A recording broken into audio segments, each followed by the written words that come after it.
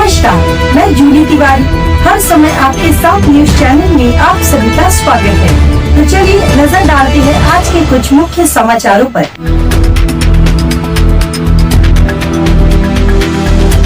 उल्लासनगर को मिलेगी 500 बेड का अत्याधुनिक अस्पताल। केंद्रीय अस्पताल का होगा पुनर्विकास। 6 माह में शुरू होगा श्रमिक अस्पताल। उल्लासनगर की स्वास्थ्य सेवाओं को बड़ा विस्तार मिलने जा रहा है। राज्य के स्वास्थ्य मंत्री प्रकाश आंबेडकर, कल्याण लोकसभा क्षेत्र के सांसद डॉक्टर श्रीकांत एकनाथ शिंदे, विधायक कुमार आइलानी और विधायक बालाजी किनीकर ने उल्लासनगर के केंद्रीय अस्पताल और निर्माणाधीन श्रमिक अस्पताल का निरीक्षण किया। इस दौरान घोषणा की गई कि उल्लासनगर के केंद्रीय अस्पताल का पुनर्विकास थाने जिला सामान्य अस्पताल की तर्ज पर किया जाए। मौजूदा अस्पताल परिसर में ही लगभग 500 बिस्तरों की क्षमता वाला अत्याधुनिक अस्पताल बनाया जाएगा। सांसद डॉक्टर श्रीकांत शिंदे ने महानगर पालिका और स्वास्थ्य विभाग को निर्देश दिए कि अस्पताल के पुनर्विकास का विस्तृत विकास आराखड़ा जल्द तैयार कर वरिष्ठ स्तर पर मंजूरी के लिए भेजा जाए। निरीक्षण के दौरान स्वास्थ्य मंत्री प्रकाश आंबेडकर, सांसद डॉक्टर श्रीकांत शिंदे, विधायक कुमार आइलानी और विधायक बालाजी किनीकर ने अस्पताल की स्वास्थ्य सुविधाओं का जायजा लिया तथा आवश्यक सुधार और मरम्मत के निर्देश दिए। सांसद डॉक्टर शिंदे ने कहा कि किसी भी मरीज को उपचार में कोई कमी नहीं होनी चाहिए। उन्होंने अस्पताल का व्यापक ऑडिट कराने, आवश्यक निधि उपलब्ध कराने तथा नई अस्पताल इमारत में महिला अस्पताल शुरू करने का भी सुझाव दिया, ताकि मरीजों को एक ही परिसर में सभी स्वास्थ्य सुविधाएं मिल सके। सांसद डॉक्टर श्रीकांत शिंदे ने बताया कि केंद्रीय अस्पताल में अत्याधुनिक क्रिटिकल केयर यूनिट का निर्माण किया जारी है। भविष्य में यहां चिकित्सा शिक्षा, अस्पतालों की संख्या और बेड क्षमता बढ़ाने पर विशेष ध्यान दिया जाएगा। उन्होंने कहा कि कल्याण लोकसभा क्षेत्र में आधुनिक और सर्वसमावेशी स्वास्थ्य व्यवस्था विकसित करना उनका उद्देश्य है। निरीक्षण के दौरान श्रमिक अस्पताल की नई इमारत का भी जायजा लिया गया। वर्तमान में 100 बिस्तरों की क्षमता वाले इस अस्पताल को बढ़ाकर 250 से 300 बिस्तरों तक किया जाएगा। इसके लिए भवन पर एक अतिरिक्त मंजिल बनाने के निर्देश दिए गए हैं। यह अस्पताल अगले 6 महीनों में नागरिकों की सेवा के लिए शुरू होगा। यहाँ महात्मा फूले जन आरोग्य योजना और आयुष्मान भारत योजना के तहत निःशुल्क एवं गुणवत्तापूर्ण स्वास्थ्य सेवाएं उपलब्ध कराई जाएंगी। साथ ही MRI, CT स्कैन और कैथ लैब जैसी आधुनिक सुविधाएं भी शुरू की जाएंगी। इस अवसर पर स्वास्थ्य मंत्री प्रकाश आंबेडकर, सांसद डॉक्टर श्रीकांत एकनाथ शिंदे, विधायक कुमार आइलानी, विधायक बालाजी किनीकर और साथ ही बीजेपी और शिवसेना की सभी पदाधिकारी और कार्यकर्ताओं ने उल्लासनगर महानगर पालिका द्वारा निर्मित नए अग्निशमन केंद्र, 3 विद्यालयों और एक अध्ययन कक्ष का भी लोकार्पण किया। प्रकाश आंबेडकर जी इन्होंने कामगार अस्पताल SIC और उसी के साथ में सेंट्रल अस्पताल का जायजा यहाँ पर किया है कि दोनों अस्पताल किस प्रकार से और अच्छी सुविधा यहाँ पर मिलेगी, इसके लिए यहाँ पर डिस्कशन किया गया और उसके ऊपर कुछ निर्णय लिए गए। सेंट्रल अस्पताल का रीडेवलपमेंट करके वो सेंट्रल अस्पताल आज 200 बेड का है, वो सेंट्रल अस्पताल आने वाले दिनों में 400 से 500 बेड का कैसे होगा, इसके ऊपर निर्णय भी लिया गया। उसी के साथ में ESIC अस्पताल जो है, ये ESIC अस्पताल अब आज 100 बेड का है।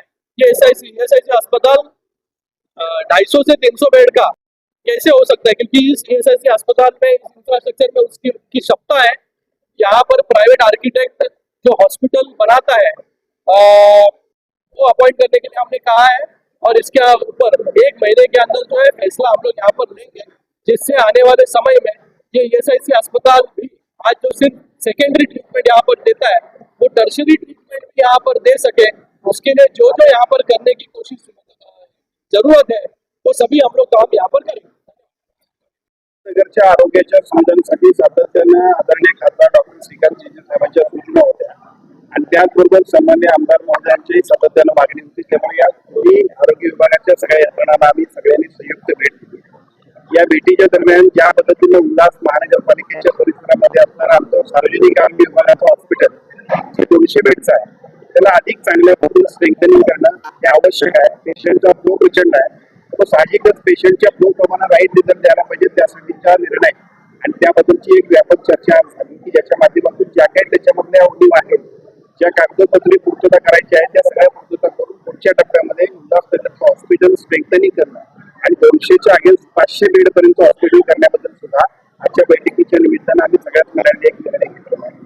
त्याचबरोबर ज्या ESICच्या हॉस्पिटलमध्ये आपण आलो ते हॉस्पिटल सुद्धा अतिशय प्रशस्त आणि भविष्य काळामध्ये या उल्हासनगर परिसरातल्या सर्व एका बाजूला कामगार क्षेत्रात काम करणाऱ्या IPMसाठी आणि त्याच्याबरोबर महात्मा फुले आणि आयुष्यमान भारत योजना ही एक शासनाची महत्वाकांक्षी योजना आहे. त्याच्या माध्यमातून सामान्य नागरिकांच्यासाठी सुद्धा हे हॉस्पिटल उपलब्ध होणार आहे. या हॉस्पिटलची आता असणारी 100 बेड त्याच्यापेक्षा सुद्धा आपण 100 बेड वाढवणार आणि केवळ सेकंडरी पर्यंत जातात टर्सरीच्या सगळ्या सेवा सुद्धा म्हणजे विशेषतः ज्या मोठमोठ्या हॉस्पिटलमध्ये जे काही ऑपरेशन व्हायला पाहिजे त्या सगळ्या ऑपरेशन करण्याबद्दलच्या सुद्धा ज्या काही उपाययोजना करायला पाहिजेत, सुधारणा करायला पाहिजेत, निर्णय घ्यायला पाहिजेत आणि त्याच्यासाठी फंडची तरतूद सुद्धा करायला पाहिजे. त्याबद्दलचं नियोजन आदरणीय खासदार साहेबांच्या उपस्थितीमध्ये सर्व महापौर मॅडम आहेत, सर्व सन्मान्य आमदार महोदय यांच्या सगळ्यांच्या उपस्थितीमध्ये आज आपण या ठिकाणी घेतलं. थोडक्यात उल्हासनगर महानगरपालिकेच्या परिसरात असणाऱ्या 2 मोठ्या हॉस्पिटल आणि त्याच्याबरोबर पलीकडच्या डॉक्टर बालाजी केनीकरांकडे असणारं छाया हॉस्पिटल असेल किंवा पलीकडच्या बाजूला असणारं ऑलरेडी 200 बेड की ज्याच्यामध्ये सुविधांबद्दल सुद्धा बऱ्याचशा लोकांच्या नागरिकांच्या तक्रारी होत्या. त्या सगळ्या सुविधा सुद्धा अधिक चांगल्या पद्धतीने एका बाजूला राज्य सरकारच्या निधीतून दुसऱ्या बाजूला DPDCतून आणि वेगवेगळ्या पद्धतीच्या माध्यमातून सुद्धा आपण उपलब्ध करून देणार. खरं तर आज आम्ही आलो ते लोकार्पण करावं आणि त्यासाठी एकदा खासदार साहेबांनी या हॉस्पिटलला भेट देऊन अजून काय उलिवा सांगायचं आपण केलं कारण बऱ्यापैकी हॉस्पिटल आपण तयार केलं. परंतु आज खासदार साहेबांनी आणखी काय सूचना दिल्या की त्याच्यामध्ये एवढं चांगलं इन्फ्रास्ट्रक्चर असेल तर सगळ्या सर्व्हिसेस सुद्धा उपलब्ध करून आणि मग याच्यामध्ये आता ज्या उपलब्ध असणाऱ्या सेवा आहेत त्यामध्ये आहेतच पण इतरही सगळ्या सेवा म्हणजे इथं की आपल्या CT स्कॅन, MRI वेगवेगळ्या पद्धतीचे सगळे ऑपरेशन असतील ऑल्कोचा सुद्धा विभाग सुरू करता येतो. यासाठी सुद्धा आजच्या बैठकीमध्ये चर्चा झाली की ज्याच्यामुळं आज जे आपण लोकार्पण करणार होतं एक पुढच्या आठवड्याभरामध्ये 15 किंवा 1 महिन्याभरामध्ये त्याच्यापेक्षा कालावधी वाढूया इतरही सगळ्या सुविधा घेऊन आपण लोकार्पित करूया अशा पद्धतीचा निर्णय शासकीय बैठकीमध्ये ज्यांना दोषी ठरलं असेल त्यांना आजची बैठक आटोपल्यानंतर त्यांच्यावरती कारवाई होईल. कारण सार्वजनिक आरोग्य विभागाच्या सगळ्या यंत्रणा या लोकांसाठी आमच्या सोयीसाठी नाही तर समाजाच्या सोयीसाठी त्यामुळे याच्यामध्ये जे दोषी असतील त्यांच्यावरती तात्काळ कारवाई होईल. पण आजच्या बैठकीमध्ये हेही सांगितलं आहे एका बाजूला इन्फ्रास्ट्रक्चर डेव्हलपमेंट बरोबर अंतर्गत कामकाज म्हणजे बऱ्याच वेळा अशा तक्रारी असतात की आपण सगळं तर बघतो त्याला इन्फ्रास्ट्रक्चर नाही अमुक नाही तमुक नाही पण जे उपलब्ध आहे त्याच्यामध्ये किती चांगलं काम करतो यासाठी सुद्धा आमच्या सर्व डॉक्टर्सना सूचना दिल्या आणि मला असं वाटतं की यानंतर 1 महिन्याभरामध्ये परत एक आदरणीय खासदार साहेबांच्या संविधान बैठक घेणार आहोत.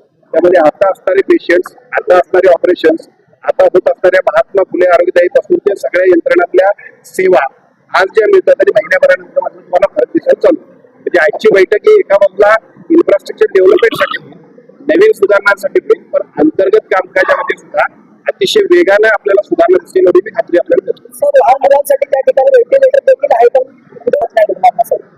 लहान मुलांसाठी व्हेंटिलेटर तिथं नाही आहे आपण समजून घ्या. आपलं सेकंडरी हॉस्पिटल आहे. बऱ्याच वेळा असं होतं की आपल्या सगळ्यांचा सुद्धा समज गैरसमज असा सार्वजनिक आरोग्य विभागाकडे असणाऱ्या एकूणच सेवा ज्या आहेत त्या प्रायमरी आणि सेकंडरी सेवा ज्या टर्सरीच्या सेवा आहेत त्या टर्सरीच्या सेवा ह्या वैद्यकीय शिक्षण विभागाची जी मोठमोठाले हॉस्पिटल असतात तिथं असतात. त्यामुळे व्हेंटिलेटरची सुविधा सुद्धा टर्सरीच्या हॉस्पिटल असतात तिथं असतात. त्यामुळे ते आमच्याकडे थोडी अडचण होते ही सुविधा. तो आज के लिए बस इतना ही. कल फिर मिलेंगे इसी समय इसी चैनल पर.